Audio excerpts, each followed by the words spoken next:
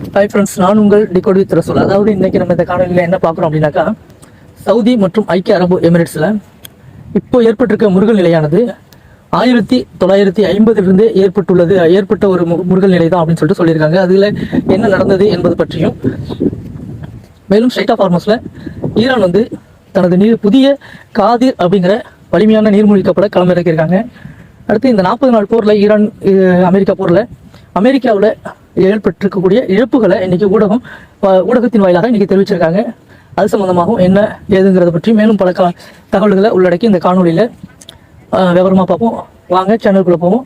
சேனலை லைக் பண்ணுங்கள், ஷேர் பண்ணுங்கள், கமெண்ட்ஸ் பண்ணுங்கள்.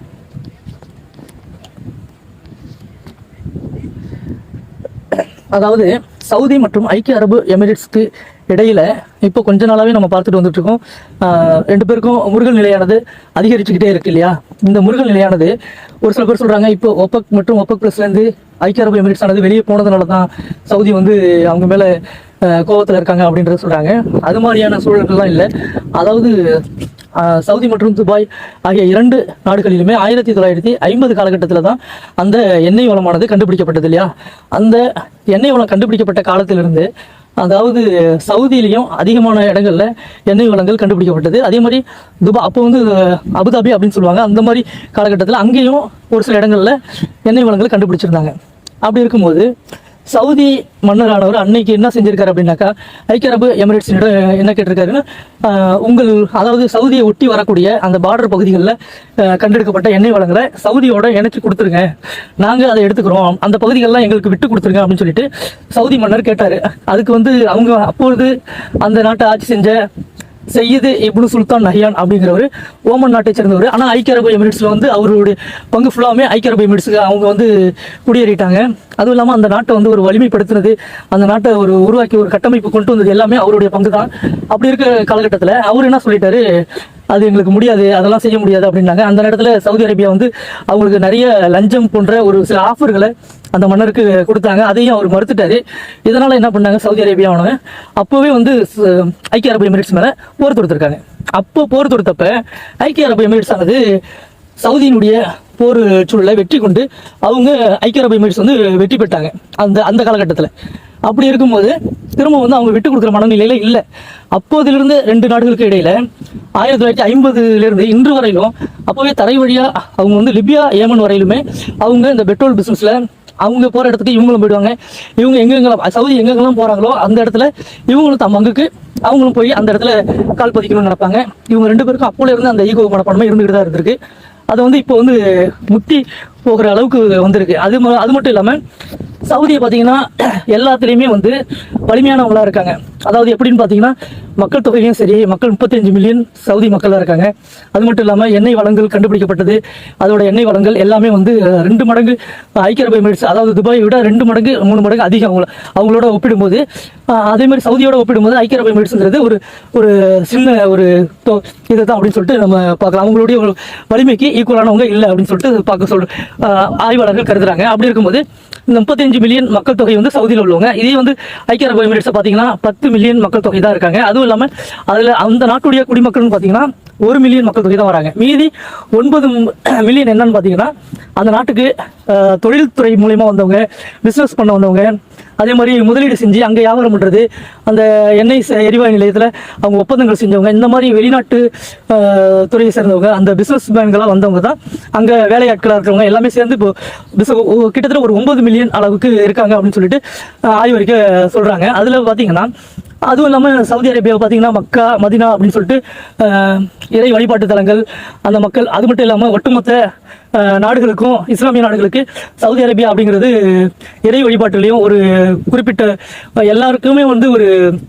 ரொம்ப ஒரு இதாக போகக்கூடிய, அதாவது மக்கா மைனமா நகருக்கு வந்து அவங்க போவாங்க இல்லையா, யாத்திரிகள் செல்வாங்க இல்லையா, அதுக்காக வேண்டி அவங்க வந்து அனைத்து நாட்டு மக்களுக்குமே சவுதியை வந்து ஒரு தலைமைத்துவமாக தான் கருதுறாங்க. அப்படிலாம் இருக்கும்போது சவுதி என்ன பண்ணியிருக்காங்க, இந்த ஒபெக் மற்றும் ஒபெக் பிளஸ் ஆகிய இதை கூட்டமைப்பை உருவாக்கி அதில் வந்து நாங்கள் சொல்கிறத நீங்கள் கேட்கணும் அப்படிங்கிற மாதிரி ஒரு இதை உருவாக்கிட்டாங்க.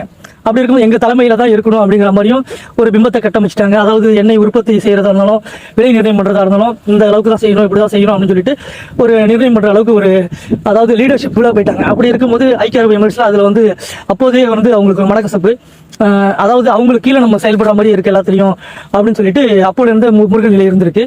அதுவும் இல்லாமல் இதை ஒரு காரணமாக வச்சுக்கிட்டு இப்போ வந்து அவங்க வெளியாகுனது அது ஒரு காரணம். அதுவும் இல்லாமல் இவங்களுடைய ராணுவ கட்டமைப்பு அப்படின்னு பார்த்தீங்கன்னா அந்த அளவுக்குலாம் இல்லாமல் தான் இருந்திருக்காங்க. இவங்கள்ட்ட அந்த அளவுக்கு எண்ணெய் வளமும் இல்லை. அதே மாதிரி இருக்கும்போது ஆனால் வந்து ஐக்கிய அரபு எமிரேட்ஸில் என்ன ஒரு ஸ்பெஷல் அப்படின்னாக்கா அவங்கள்ட்ட வந்து வெளிநாட்டிலேருந்து வரக்கூடிய பிரபலங்கள் அவங்க வந்து அதாவது லைஃப்பில் ஒரு டைம் வந்து அந்த ஐக்கிய அரபு எமிரேட்ஸில் போயிட்டு இப்போது க்ரீன் கார்டு அப்புறம் அதாவது கோல்டன் விசா அப்படின்லாம் வந்து அவங்க அந்த ஐக்கிய அரபு எமிரேட்ஸை உலக அளவில் எப்படிலாம் மேம்படுத்தி அவங்க ஃபஸ்ட்டு நம்பர் 1 கண்ட்ரியாக எப்படி கொண்டு போகணுமோ அந்த மாதிரி அவங்களுடைய முதலீடுலேருந்து அவங்க அந்த கண்ட்ரி அடுத்த நாட்டு மக்களை வந்து நாட்டுக்கு வந்து எப்படிலாம் முதலீடு செய்ய வைக்கணும், அதே மாதிரி ஒரு ஃபஸ்ட்டு பிளேஸ் அதாவது டூரிஸ்டம்ஸில் ஃபஸ்ட்டு பிளேஸாக நம்ம தான் இருக்கணும் அப்படின்றதுலையும் அவங்க அதில் வந்து அதாவது சாமர்த்தியமாக காய் நடத்தி அவங்க வந்து இன்னைக்கு நம்பர் 1 இருக்காங்க அந்த விஷயத்தில். அதுபடி பார்க்க போனீங்கன்னா எந்த நாட்டு மக்களாக இருந்தாலும் யூரோப்பியனாக இருந்தாலும் மற்ற ஆசியன் கண்ட்ரியில் இருக்கக்கூடிய ஒரு பிரபலமாக இருந்தாலும் இன்னைக்கு ஒரு நடையாவது வாழ்க்கையில் ஐக்கிய அரபு எமிரேட்ஸில் போயிட்டு நம்ம அங்கே பிஸ்னஸ் பண்ணணும் அப்படி இல்லைன்னா அங்கே வந்து இடம் வாங்கணும் அப்படிங்கிற மாதிரி போகிறாங்க. அதுவும் அவங்க அந்த ஐக்கிய அரபு எமிரேட்ஸை எப்படியெல்லாம் வலிமைப்படுத்தணும் அப்படின்னு சொல்கிற மாதிரி வருஷத்துக்கு ஒரு ப்ராஜெக்ட் புதுசாக ஒரு ப்ராஜெக்டாக செய்வாங்க. அது மாதிரி அந்த நாட்டுடைய டூரிஸ்டத்துக்கு மிகவும் கவனம் செலுத்துவாங்க. அப்படிலாம் இருக்கும்போது இன்னைக்கு வேர்ல்டு சைல்ட் லிங்க்ல வந்து ஃபேமஸ் கண்ட்ரியா ஐக்கிய அரபு எமிரேட்ஸ் விளங்கிட்டு இருக்கு. அது வந்து அவங்களுக்கு உள்ள ஒரு ப்ளஸ் பாயிண்ட். அப்படி இருக்கும்போது அவங்களுக்குள்ள இந்த போர் சூழல் மற்றும் இந்த மனக்கசப்பு எல்லாம் என்ன பண்ணிருக்கு. அதே மாதிரி ஐக்கிய அரபு எமிரேட்ஸுக்கு கிழக்கு பார்த்தீங்கன்னா பாரசீகர்கள் அதாவது ஈரான் நாடு, மேற்கு பார்த்தீங்கன்னா சவுதி அரேபியா, இவங்களுக்கு இடையில தான் இவங்க வந்து ஐக்கிய அரபு எமிரேட்ஸ் அமைஞ்சிருக்கு இல்லையா. இவங்களுக்குள்ள ஒரு முருகல் என்ன அவங்களுக்குள்ளே ஒரு என்ன என்னன்னா நம்ம இவங்க 2 பேருக்கு இடையில தான் நம்ம மாட்டிக்கிட்டு இருக்கோம் அப்படின்னு சொல்லிட்டு அவங்களுக்குள்ள ஒரு தாழ்வு மனப்பான்மை அப்போலேருந்து இருந்துட்டு இருக்கு.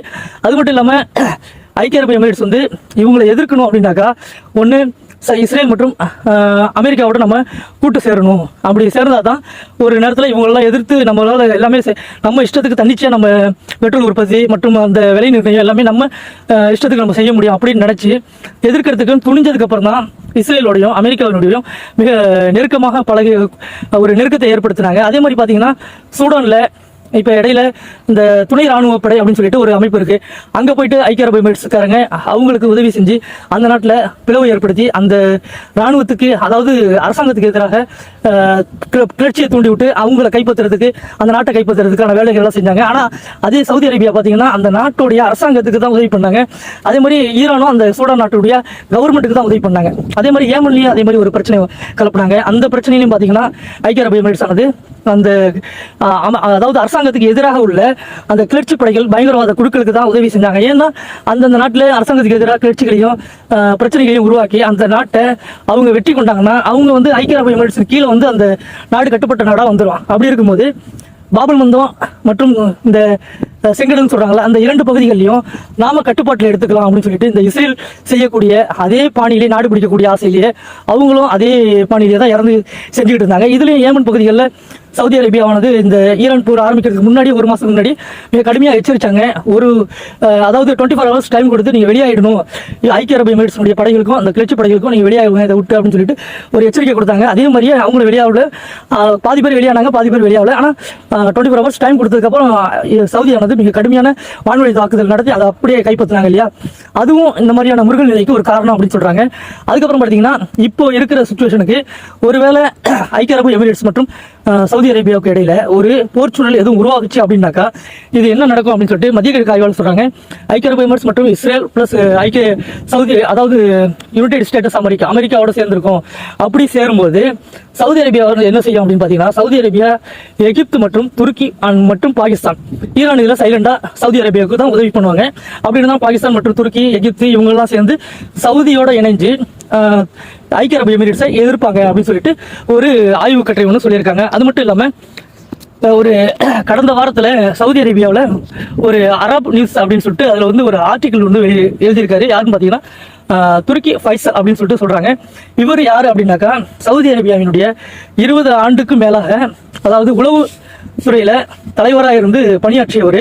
இவர் உளவுத்துறை சம்பந்தப்பட்ட ஒரு இராணுவ சம்பந்தப்பட்ட ஒரு அதிகாரி.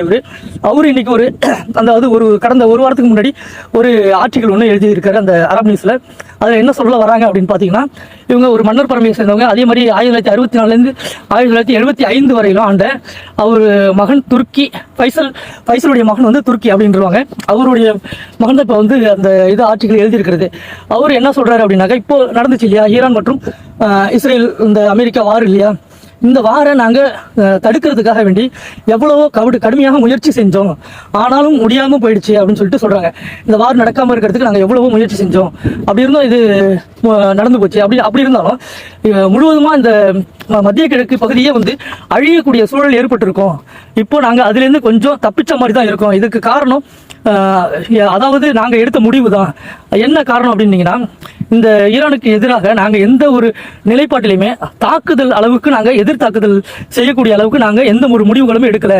இந்த போர் நடந்து கொண்டு இருக்கும்போது கூட ஈரான் அந்த அமெரிக்காவினுடைய பேஸுகளை தான் அடித்தாங்க. அதே மாதிரி அவங்க சொல்லிட்டு தான் செஞ்சாங்க, அமெரிக்காவினுடைய பேஸ் இருக்குது அதனால தான் அடிக்கிறோம், உங்களை அடிக்கல அப்படின்னு சொல்லிட்டு. அப்படி இருந்தாலும் ஒரு சில தாக்குதல்கள் செஞ்சாங்க தான், அதுவும் உண்டு. அப்படி இருந்தாலும் ஐக்கிய அரபு எமிரேட்ஸ் என்ன நிலைப்பாடில் இருந்தாங்கன்னா, ஈரான் மேலே தாக்குதல் செய்யணும். இந்த ஜிசிசி நாடுகள், வளைகுடா நாடுகள் எல்லாமே சவுதியின் தலைமையில் ஈரானை கடுமையாக எதிர்த்து தாக்குதல் செஞ்சு போர் சூழலை உருவாக்கணும் அப்படின்னு சொல்லிட்டு எவ்வளவோ முயற்சி செஞ்சாங்க. நாங்கள் அதுக்கு இடம் கொடுக்கல. அவ்வாறு மட்டும் நடந்துருந்துச்சு அப்படின்னாக்கா இன்னைக்கு இந்த சவுதி அரேபியாவானது பழைய நிலையில இருந்திருக்காது. அதாவது எங்களுடைய மக்கள், அதாவது சவுதி அரேபியனுடைய மக்களும் எங்கள் உம்மா பற்று பிள்ளைகள் குழந்தைகள் எல்லாருமே அழிக்கப்பட்டிருப்பாங்க. போர்ச்சூழல் மிக கடுமையான சூழல் நடந்திருக்கும். ஈரான் மிக உச்ச தாக்குதல்கள் நடத்தியிருந்தாங்கன்னா இன்னைக்கு இந்த சவுதி அரேபியா பழைய மாதிரி இருந்திருக்காது.